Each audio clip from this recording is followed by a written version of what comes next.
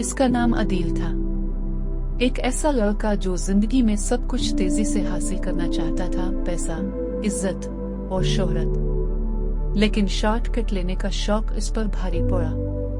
एक दिन उसने दोस्त आसिम के कहने पर एक छोटी सी डील में पैसे लगा दिए।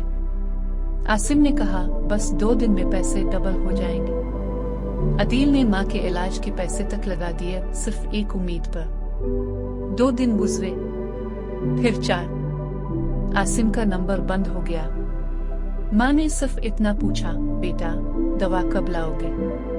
अदील ने झूठ बोल दिया, कल आया, मगर पैसा नहीं आया। माँ की तबीयत बिगड़ गई और अस्पताल ले जाने से पहले इसने सिर्फ एक बात कही, बेटा ईमानदारी का रास्ता लंबा होता है मगर मंजिल पक्की होती है।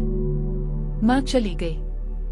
आज 2 साल बाद अदील एक छोटी सी किराए की दुकान में ईमानदारी से काम करता है।